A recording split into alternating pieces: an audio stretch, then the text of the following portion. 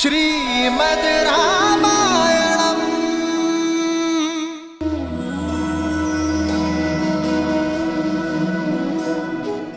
राम, आज तक किसी ने मेरा सत्य जानना नहीं चाहा, लेकिन केवल तुम हो राम, जिसने बिना किसी भय के इस पत्थर की भावना को समझा। तो सुनाइए वो सत्य मां जो बरसों से इस प्रतिमा के पीछे छुपा है।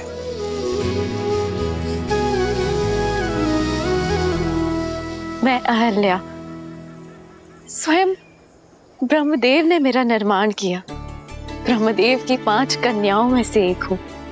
वैसे तो इस संसार ने सुंदरतम स्त्रियों में स्थान दिया, लेकिन महर्षि गौतम ने अपने जीवन में अपनी पत्नी बनाकर स्थान दिया। प्रसन्न थी मैं, सब कुछ था मेरे पास। महर्षि गौतम जैसे ज्ञानी पति का प्रेम और सतानंद जैसा प्यारा संस्कारी पुत्र।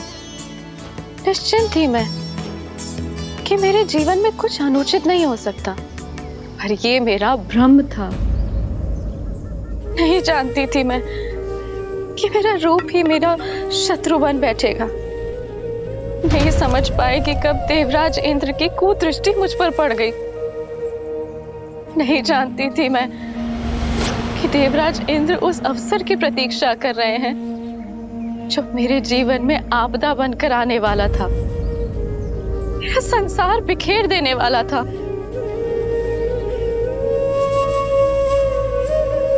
अग्नि मेरे पुरोहित यज्ञस्य देवमृते। अहिल्या, जी जी महाराज।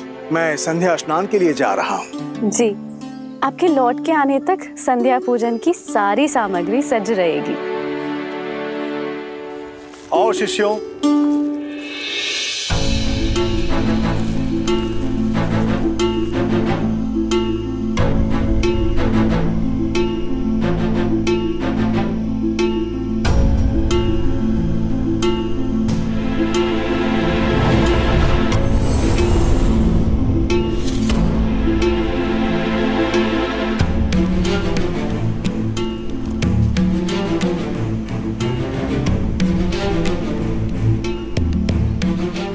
पुत्र सतानंद, तुम्हारे पिताश्री संध्या स्नान के लिए गए हैं और अपने वस्त्र यहीं पर भूल गए। तो जाओ और तुम्हें ये दे के आओ। जी माँ।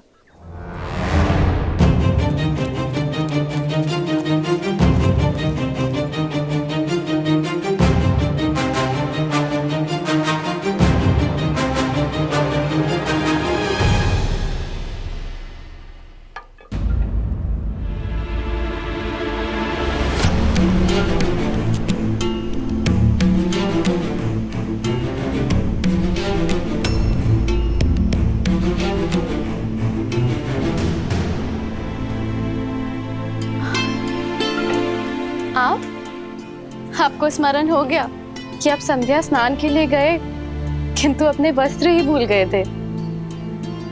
मैंने सतानंद को भेजा है आपके वस्त्र लेकर।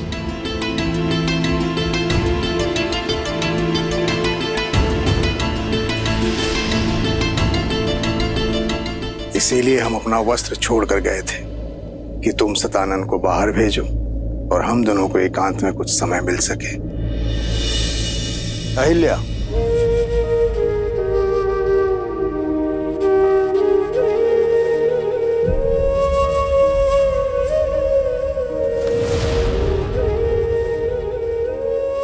राम, इंद्र की शक्तिशाली माया जाल में फंस गई। नहीं समझ पाई कि मेरे पति के रूप में कोई और था और वहां अनर्थ हो गया।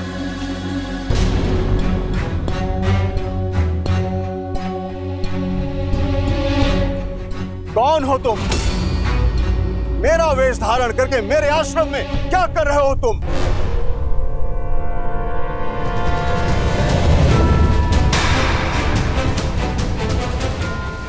इंद्र? देवता होते हैं मनुष्य और ऋषियों की रक्षा के लिए, परंतु तुम एक ऋषि पत्नी के साथ, ना ही तुम देवराज होने के योग्य हो, ना ही यज्ञ की आहुति प्राप्त करने के योग्य। नहीं ऋषिवर, ऋषिवर मुझे क्षमा कर दीजिए, मुझसे बहुत बड़ी भूल हुई है ऋषिवर। तुम्हारे पाप के कारण जीवन के प्रत्येक क्षण में तुम्हें शाप भोगने के योग्य हो तुम।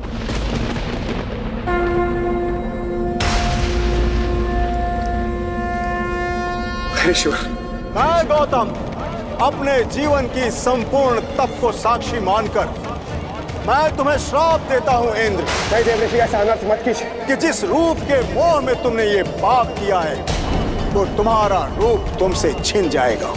तुमने इंद्रत्व का अपमान किया है भोगी, तुम आजन्म रोगी रहोगे। देव ऋषि, तुम्हारे संपूर्ण शरीर पर सहस्त्रों घाव हो जाएंगे। तुम अपना पुरुषत्व खो दोगे इंद्र। असुर तुमसे युद्ध में विजयी होंगे। तथास्तु।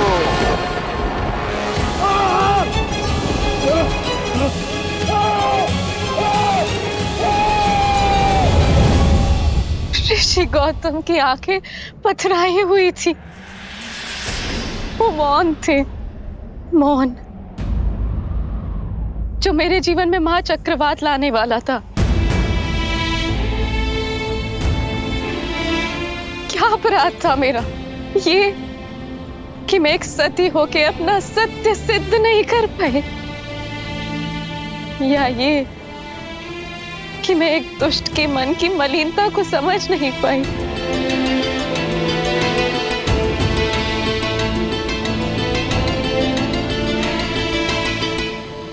सच में तुम्हें ज्ञात नहीं था कि वो मैं नहीं हूं। आपको संदेह है मुझ पे? अगर अनुमान होता तो क्या मैं देवराज? जब वो मेरे समक्ष आए तो मुझे भ्रमित कर दिया। इंद्र के रूप में नहीं, अभी तो बिल्कुल आपकी तरह लग रहे थे वो, और माया से मुझे। अहिल्या! इंद्र तो पापी है, परंतु तुम तो पतिव्रता हो ना, फिर तुम्हें यह कैसे अनुमान नहीं हुआ कि यह इंद्र की माया है? उसने तुम्हें स्पर्श किया और तुम्हें अंतर का अनुभव तक नहीं हुआ। मानने को मैं सच नहीं कि कोई स्त्री किसी के निकट रहने के पश्चात भी यह अनुभव न कर सके कि वो उसका पति नहीं है। सत्य बोलो अहिल्या, एक ऋषि पत्नी होने के पश्चात भी ऐसा तुच्छ व्यवहार, चरित्रहीन हो तुम।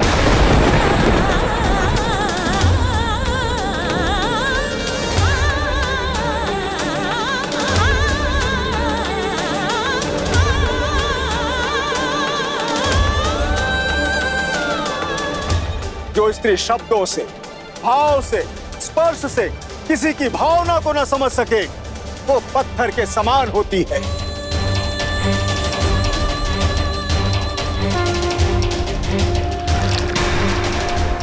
मैं तुम्हें श्राप देता हूं कि इसी क्षण तुम पत्थर की प्रतिमा में बदल जाओ, सदा सदा के लिए। तथास्तु।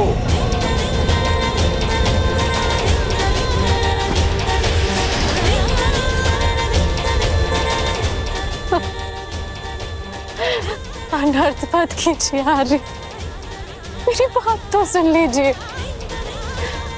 मेरे पक्ष का सत्य जान लीजिए। जो देखा उसके पश्चात भी अब क्या कुछ शेष है सुनने के लिए? नहीं अहिल्या, तुम क्षमा के योग्य नहीं हो। मेरा श्राप अवश्य पूर्ण होगा। तुम्हें यह पीड़ा अकेले ही भोगनी पड़ेगी, और जो कोई भी इस क्षेत्र में प्रवेश करेगा तो तुम्हारे पाप का भागीदार बनेगा। तुम्हें श्राप से वही मुक्त करेगा जो काम, क्रोध, मद, मोह, लोभ और मत्सर से मुक्त होगा।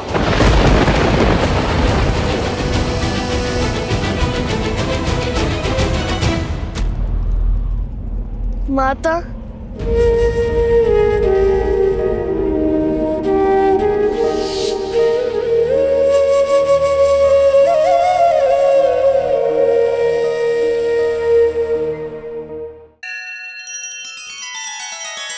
श्री रामचंद्र कृपालु भजु मन हरण भव भय दारुणम् नव कंज लोचन कंज मुख कर कंज पद कंजारुणम् सिया राम सिया राम सिया राम सिया राम। आदर्श और मर्यादा की है ये कथा महापावनम काट मद श्री से मिला दे श्रीमद् रामायणम श्रीमद् रामायणम सिया राम सिया राम सिया राम सिया राम।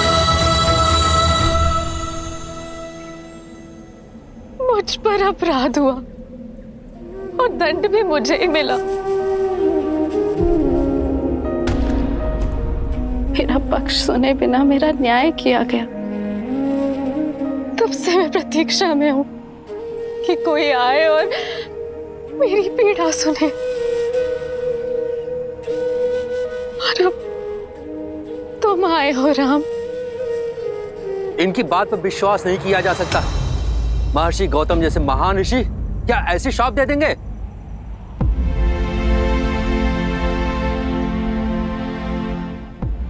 यदि एक पति अपनी पत्नी के आंसुओं में छुपा सत्य न देख सके तो क्या वो पाप नहीं? एक संबंध में सबसे बड़ा पाप होता है उस संबंध में सम्मान खो देना। यदि गौतम ऋषि सम्मान न खोते, माता अहिल्या के साथ साथ पति पत्नी के संबंध को शाप ना देते, अपराधी को उसके अपराध का दंड अवश्य मिलना चाहिए, पीड़ित को नहीं। एक स्त्री की पवित्रता का मापदंड उसका शरीर नहीं होता, भाव होता है, उसका मन होता है।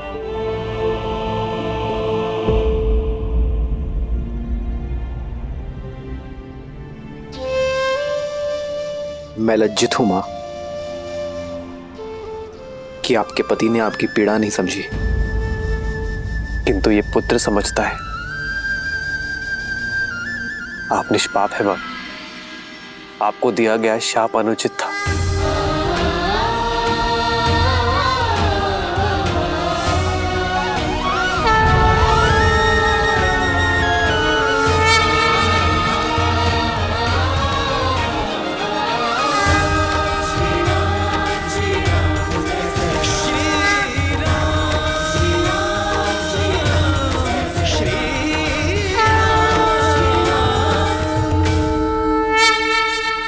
एक मां जब अपनी संतान को जन्म देती है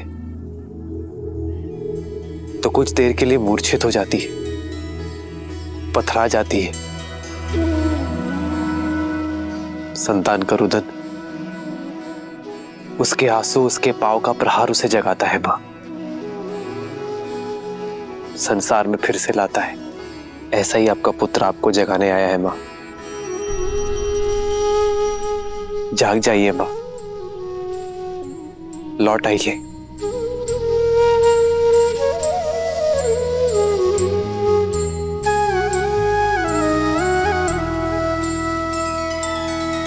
नैना करुणा पग में ममता पाषाण में लादे प्राण निष्पाप ना कभी दंड भोगे राम का है ये विधान। श्री राम श्री राम श्री राम श्री राम श्री राम श्री राम श्री राम श्री राम।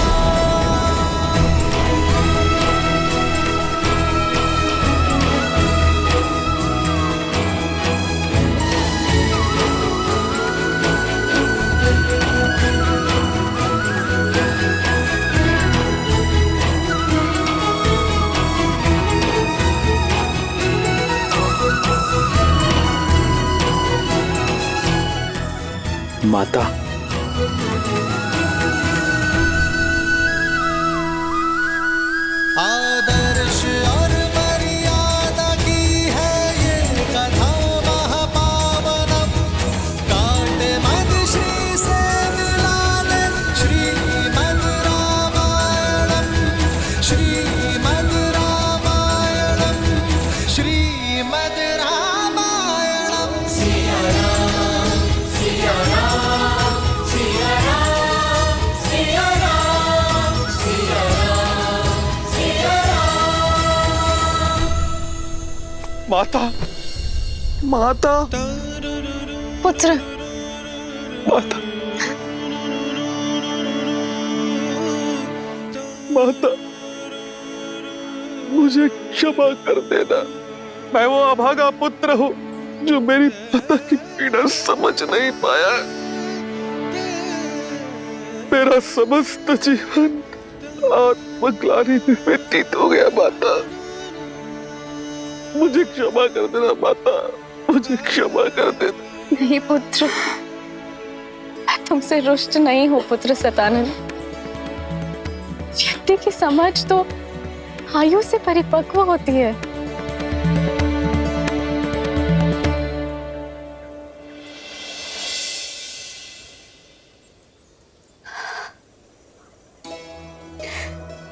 मेरे जाने का समय हो गया है राम, और जीवन का उद्देश्य भी,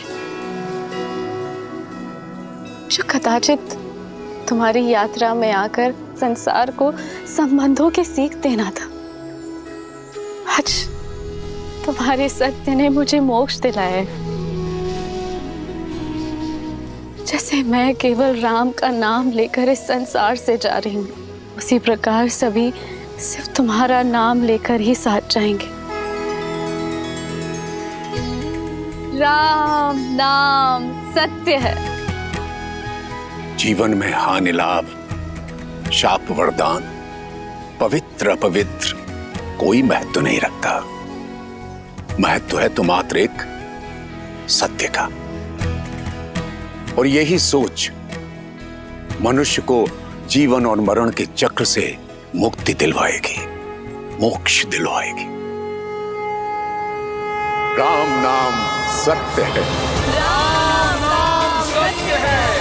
राम नाम सत्य है। राम नाम सत्य है। राम नाम सत्य है। जय जय राम श्री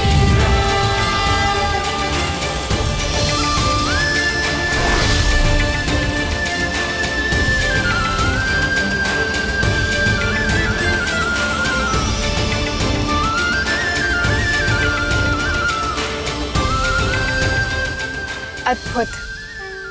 राम नाम सत्य है। हाँ देवी, राम नाम से बड़ा सत्य तो इस संसार में और कोई हो ही नहीं सकता। क्योंकि श्री राम जैसे मनुष्य अपने अपयश की चिंता किए बिना दूसरों की पीड़ा हरते हैं। अपने विषय में सोचे बिना दूसरों के विषय में सोचते हैं। अब ऐसे मनुष्यों के जीवन का मार्ग तो सत्य से ही परिपूर्ण होगा। वहीं दूसरी ओर रावण जैसे लोगों के लिए उनके व्यक्तिगत लाभ, उनके अभिमान, उनके यश से बढ़कर और कुछ नहीं होता। और यही कारण था कि रावण सीता के स्वयंवर में जाने के लिए सज्ज हुआ।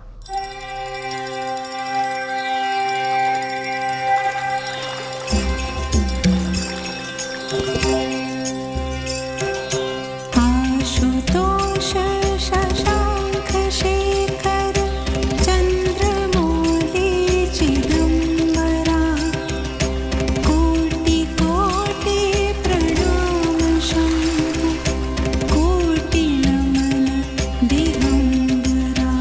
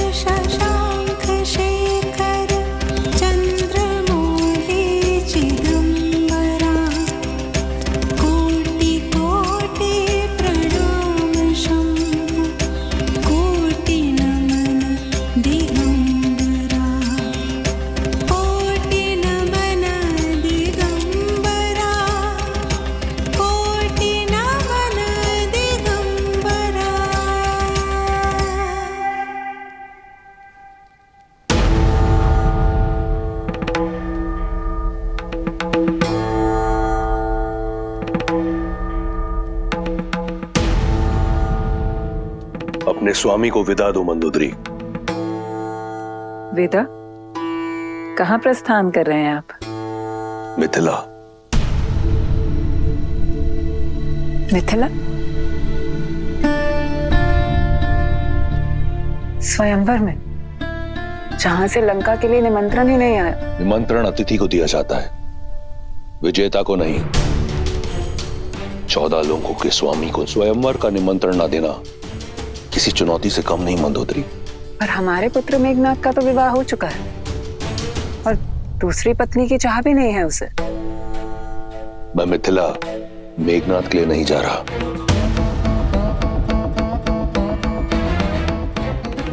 तो फिर तो ये चुनौती सम्मान का नहीं, उपहास का कारण बनेगी रक्षराज। आपकी आयु तो जनक से भी अधिक है। निसंदेह, परंतु ना मैं जनक हूं और ना सीता का पिता। और आयु उन्हीं की बढ़ती है जो स्वयं को वृद्ध माने। इतने वर्षों पश्चात मेरा प्रेम, मेरी सेवा आपके लिए कम पड़ गई। मंदोदरी, तुम मेरे लिए वो अमूल्य रत्न हो जिसका तेज, जिसकी चमक कभी मंद नहीं होगी। तुम सदैव मेरी पटरानी रहोगी। फिर जनक पुत्री क्यों? मैं मिथिला केवल जानकी के लिए नहीं, महान शिव धनुष पिनाक के लिए जा रहा हूं। उसका वहां मिथिला में रहना चुभता है मुझे। जब महादेव का परम भक्त यहां लंका में है तो उनका पावन धनुष वहां मिथिला में क्यों? मैं उसे यहां लेकर आऊंगा अपनी भक्ति के प्रसाद के रूप में। और यदि जानकी मेरी वीरता का पुरस्कार बनकर यहां आती है तो इसमें क्या बुराई है? जो आप करने जा रहे हैं वो अनुचित है लंकेश।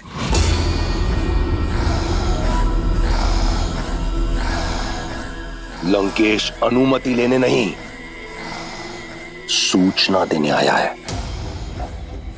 दशानन की नई रानी के स्वागत की तैयारी करो।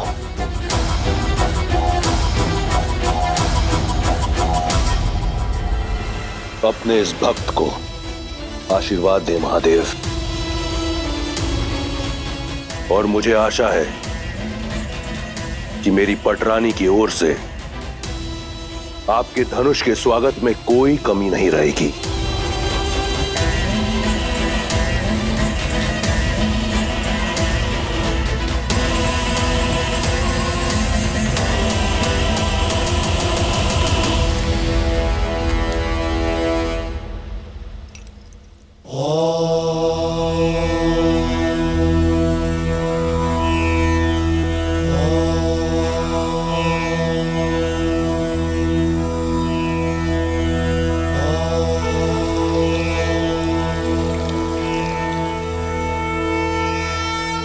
गुरु सदानंद के मन की व्यथा शांत करना महादेव। दीदी, दीदी सुनो। मैं पूजा कर रही हूँ उर्मिला। दीदी, आचार्य सदानंद गौतम ऋषि के आश्रम से लौट आए। कहाँ है वो? दशरथ नंदन भी आए उनके साथ? वो तो पता नहीं, कदाचित साथ हो। गुरुदेव तो आते ही राजसभा में चले गए थे पिताश्री से भेंट करने के लिए।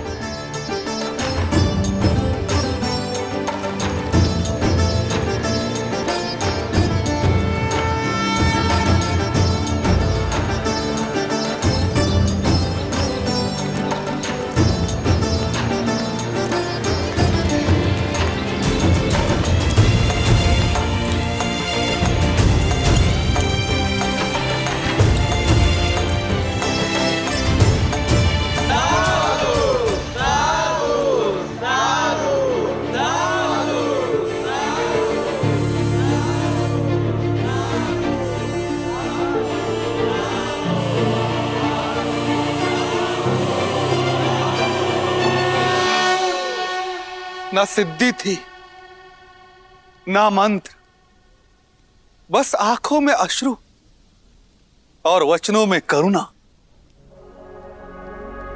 राजन, उसका बखान मैं अपने शब्दों में नहीं कर पाऊंगा। अपने स्पर्श से मेरी माता को श्राप मुक्त कर दिया और मुझे बिना स्पर्श के इस अभिशाप से कि मैं एक चरित्रहीन का पुत्र हूं, आज मैं आपके समक्ष गर्व के साथ यह कह सकता हूं कि मैं अहिल्या पुत्र सतानंद हूं। मेरी मां कलंकिनी नहीं है, मेरी मां पवित्रा है, पवित्रा।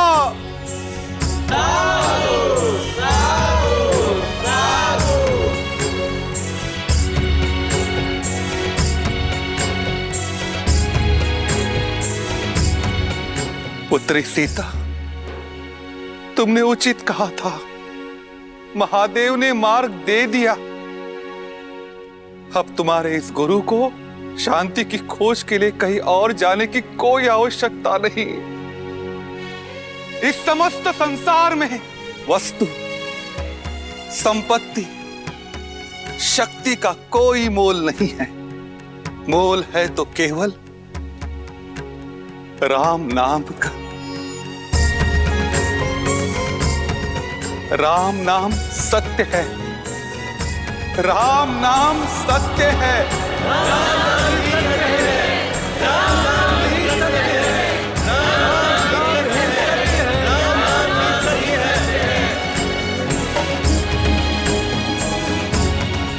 गुरुवर, ऐसे धीर के तो हम भी दर्शन करना चाहेंगे। ऋषि विश्वामित्र मिथिला के इतने निकट है, तो आप उन्हें न्योता देते ताकि हम उनकी सेवा कर पाते, और सेवा के साथ साथ हमें दशरथ नंदन के भी दर्शन हो जाते।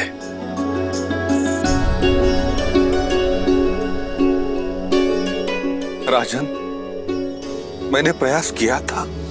ऋषिवर, आप मिथिला के इतने निकट है, हमें सेवा का अवसर देते। मिथिला में शिव धनुष्य यज्ञ होने वाला है और जनक कुमारी का स्वयंवर भी। मैं अवध कुमारों को किसी और उद्देश्य से लेकर आया हूं शतानंद।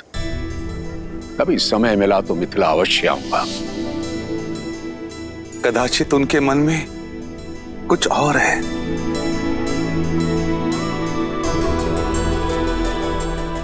जैसी महादेव की नियति। यदि महादेव चाहेंगे तो ऋषि विश्वामित्र भी हमें दर्शन देंगे, और दशरथ नंदन राम भी। अवश्य महाराज। ये क्या? विश्वामित्र तो ब्रह्म ऋषि हैं। वे जानते हैं कि सीता केवल राम की ही होनी है। फिर विश्वामित्र ने मिथिला जाना अस्वीकार क्यों कर दिया? कदाचित इसलिए क्योंकि वो ब्रह्म ऋषि हैं। कदाचित इसलिए कि वह उस क्षण की प्रतीक्षा कर रहे थे जब यह निर्विवाद रूप से सिद्ध हो जाए कि श्री राम से श्रेष्ठ और कोई नहीं। कदाचित इसलिए भी क्योंकि अभी किसी और के मिथिला पहुंचने का समय हुआ है।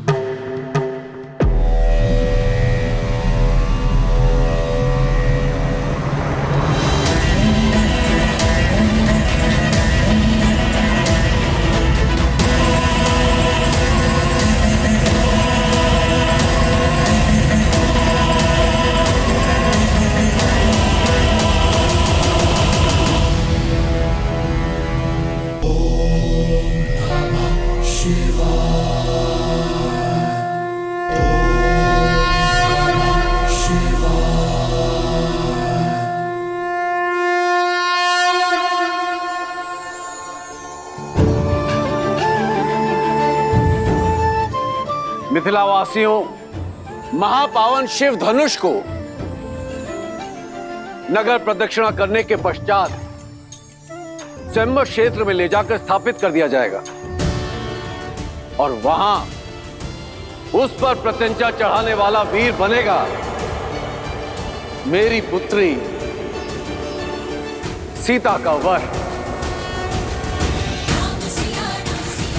जनक पुत्री सीता की जय, जनक पुत्री सीता की जय, जनक पुत्री सीता की जय, मिथिला नरेश जनक की जय, मिथिला नरेश जनक की जय, मिथिला नरेश जनक की जय। अधिक सोचिए मत दीदी, ये धनुष दशरथ नंदन राम के अतिरिक्त कोई नहीं उठाने वाला।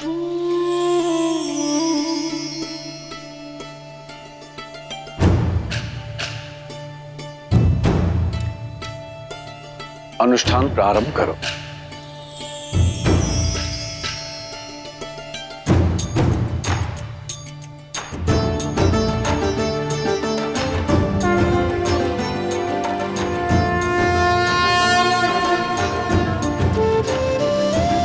ओम नमः शिवाय, ओम नमः शिवाय।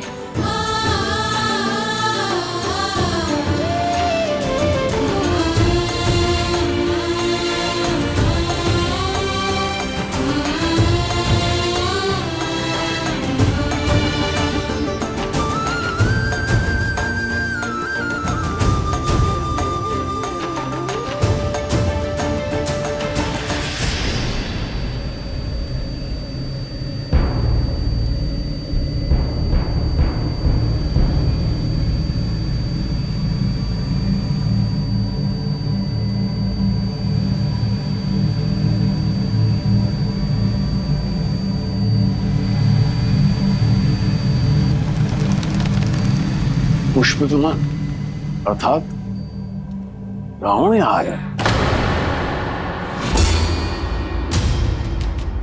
रावण, दशानन, दुष्ट राक्षसों का राजा यहाँ?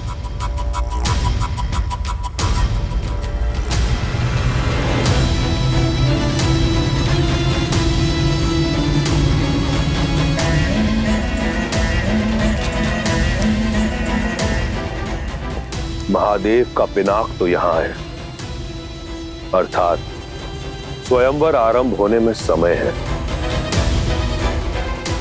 पुष्पाक,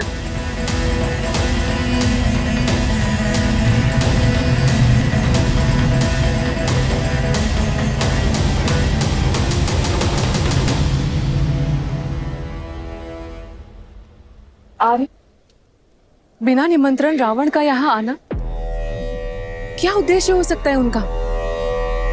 वो दशानन है, उन्हें निमंत्रण की आवश्यकता नहीं पड़ती और नीति और नियम के अनुसार भी हम उन्हें इस स्वयंवर में भाग लेने से रोक नहीं सकते।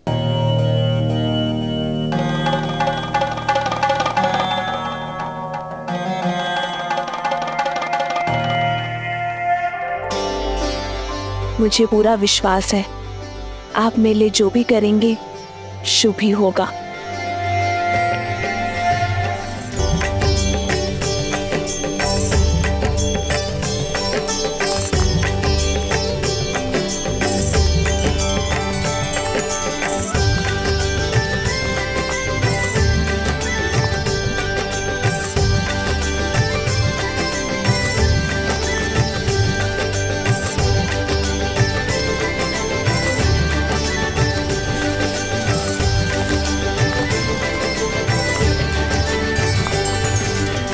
आज भूख प्यास और थकान नहीं हुई लक्ष्मण?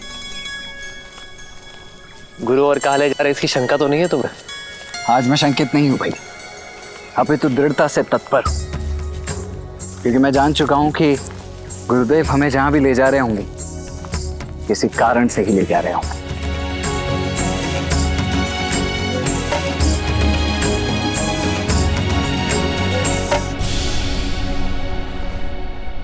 यहाँ नहीं रहना हमें, चलो जल्दी चलो। हाँ, यहाँ नहीं रहना, चलो चलो।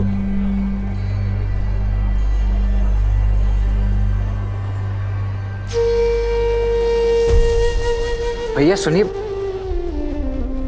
आप सभी इतने चिंतित और भयभीत होकर जा कहाँ रहे? मत पूछो, बस यहाँ नहीं रहना हमें, जाने दो हमें, नरक है ये स्थान। परंतु मित्र, इतने सुंदर स्थान में समस्या क्या है? ये स्थान शापित है, हमें हमारे भाग्य पर छोड़ दो युवक।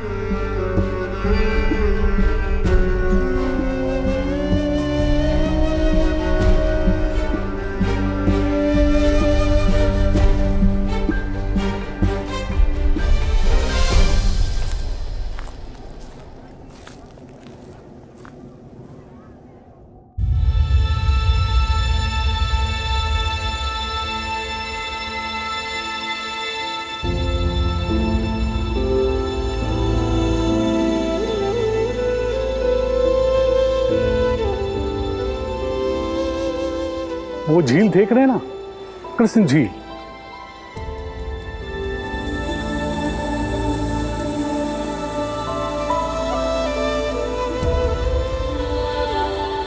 अचानक वहां से जल का वेग आता है और बाढ़ आ जाती है।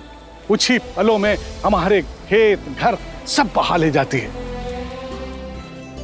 अब तक जैसे तैसे हमने पुरखों की जमीन खेत को बचा कर रखा, पर अब साहस टूट चुका है।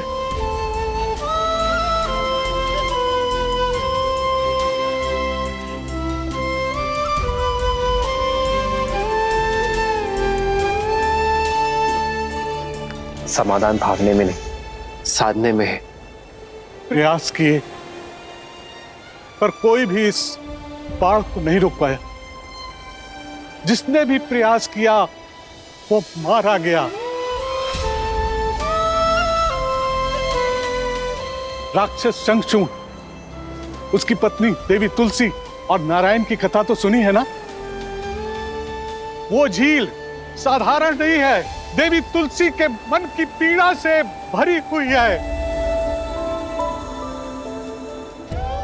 नारायण ने शंखचूड़ के छल से प्राण ले लिए और देवी तुलसी ने उसी पीड़ा में उन्हें शालिग्राम बनने का शाप दे दिया।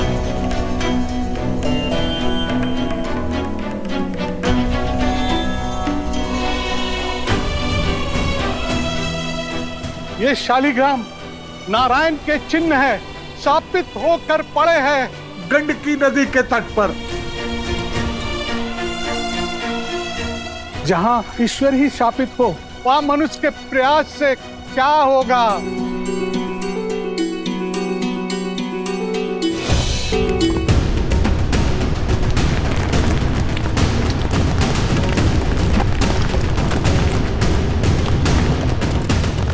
भागो भागो, सब लोग वहां से भागो, शीघ्र ऊंचे स्थान पर जाओ। आओ चलो, इधर आओ, इधर आओ, निकलो।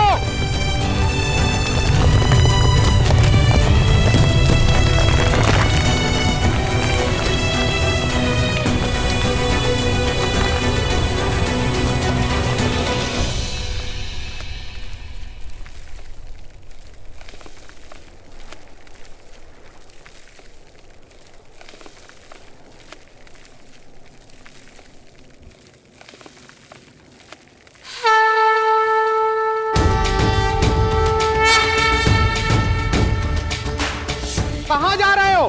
ये दुस्साहस तुम्हारे प्राण ले लेगा। आप तो बड़े हैं, ज्ञानी लगते हैं, रोकिए इन्हें। इनसे कहिए कि अपना मार्ग बदल लें। जिन्हें संसार बदलना होता है वे अपना मार्ग नहीं बदलते।